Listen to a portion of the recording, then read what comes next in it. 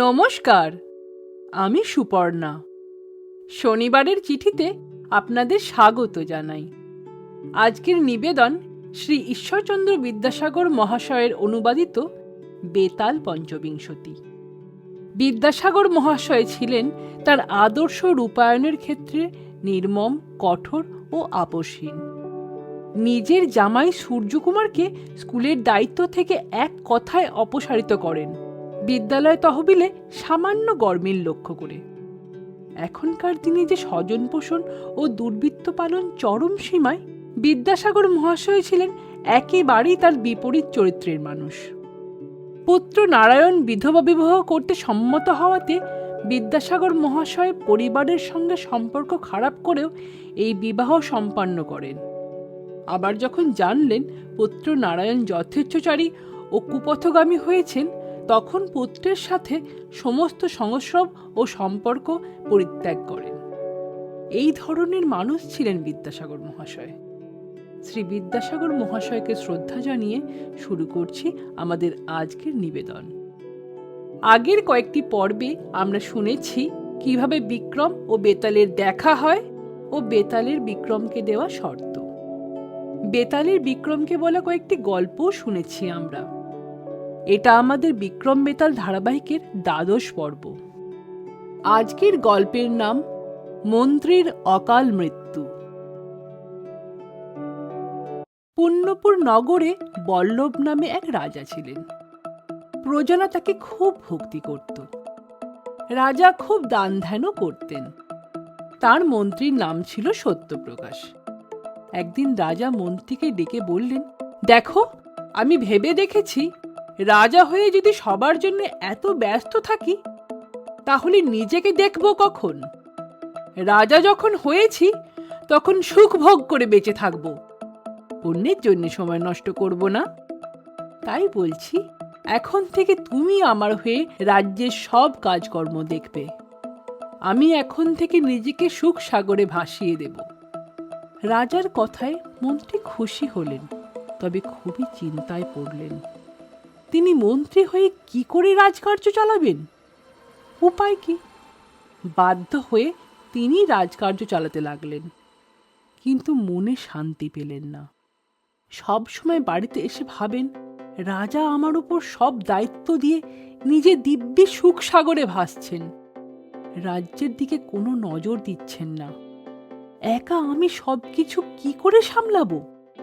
মন্ত্রীর এত ভাবনা চিন্তা দেখে মন্ত্রীর বউ লক্ষ্মী বলল, তোমার কি হয়েছে?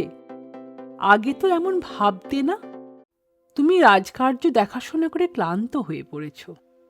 রাজকার্য চালানো তো তোমার কাজ নয়। এইসব ছেড়ে কিছুদিন তীর্থে ঘুরে এসো, এতে শরীর ও মন দুই ভালো হবে। সত্যপ্রকাশ স্ত্রীর কথা মতো রাজার কাছে গিয়ে বলল, মহারাজ, আমি একটু তীর্থে যেতে চাই, আপনি অনুমতি দিন। রাজার অনুমতি পেয়ে সত্যপ্রকাশ তীর্থে বেরিয়ে পড়লেন। অনেক তীর্থ ঘুরে শেষে এলো দক্ষিণ সেতুবন্ধ রামেশ্বরে। এখানে মহাদেবের মন্দিরে পুজো দিয়ে বাইরে বেরিয়ে এক অপূর্ব দৃশ্য দেখলেন। সমুদ্রের ঢেউ থেকে বিশাল এক সোনার গাছ উঠে এলো। গাছের মাথায় পরমা সুন্দরী এক মেয়ে বীণা বাজিয়ে গান করছে। এই দৃশ্য দেখে সত্যপ্রকাশ অবাক হয়ে গেল। সে বিস্ময়ে দেখতে লাগলো। একসময় গাছটা জলের তলায় ডুবে গেল। দেশে ফিরেই সত্যপ্রকাশ রাজার কাছে ছুটে গিয়ে সমস্ত কথা বলল। রাজা সব কথা শুনে সত্যপ্রকাশের হাতে রাজ্যের ভার দিয়ে রামেশ্বরে গিয়ে হাজির হলেন। সেখানে মন্দিরে ঢুকে মহাদেবের পুজো দিয়ে সেই অপূর্ব দৃশ্য দেখতে পেলেন। তিনি সঙ্গে সঙ্গে নৌকায় চড়ে সেই সোনার গাছে উঠে বসলেন, আর গাছটা রাজাকে নিয়ে পাতালে চলে গেল। পাতালে যাবার পর সেই অপূর্ব সুন্দরী মেয়েটি বলল, তোমার বীরত্ব ও সাহস দেখে আমি মুগ্ধ হয়েছি। তুমি এখানে কেন এসেছ? তোমার পরিচয় কি? রাজা নিজের পরিচয় দিয়ে বললেন, তোমার রূপ ও গুণ দেখে আমি মুগ্ধ হয়েছি। সুন্দরী মেয়েটি বলল, আমারও তোমাকে দেখে ভালো লেগেছে। আমি তোমাকে বিয়ে করতে পারি, তবে একটা শর্ত আছে। কৃষ্ণপক্ষের চতুর্দশীতে তুমি আমার সঙ্গে থাকতে পারবে না। এই প্রস্তাবে রাজা রাজি হলেন। তারা গন্ধর্ব মতে বিয়ে করলেন। তারপর বেশ সুখে শান্তিতে দিনগুলো কাটছিল। কৃষ্ণা চতুর্দশীতে রানী রাজাকে তার শর্ত মনে করিয়ে দিয়ে তাকে দূরে চলে যেতে বলল। রাজা কথা রাখলেন ঠিকই, কিন্তু মনে মনে ভাবতে লাগলেন রানী তাকে এইভাবে কেন দূরে যেতে বলল। মনের মধ্যে কৌতূহল বাড়তে লাগলো। তাই রাজা রাতের অন্ধকারে হাতে একটা তরবারি নিয়ে লুকিয়ে থেকে সব দেখতে লাগলেন। হঠাৎ দেখলেন একটা রাক্ষস এসে রানীকে ধরার চেষ্টা করছে। রাজা খুব রেগে গিয়ে হাতে তরবারি দিয়ে রাক্ষসের মাথাটা কেটে ফেললেন। রানী আনন্দে কেঁদে ফেলল, বলল, মহারাজ, তুমি আমাকে বাঁচালে। আমি এতদিন রাক্ষসের জন্য বেঁচেও মরেছিলাম, আজ আমি মুক্ত হলাম। সবই তোমার জন্য মহারাজ। রাজা বললেন, কেন তুমি এত যন্ত্রণা সহ্য করেছ? তাছাড়া তোমার আসল পরিচয় কি, সব আমাকে বলো। রানী বলল, মহারাজ, আমি হচ্ছি গন্ধর্বরাজ বিদ্যাধরের মেয়ে। আমার নাম রত্নমঞ্জুরি। আমি বাবার খুব আদরের মেয়ে ছিলাম।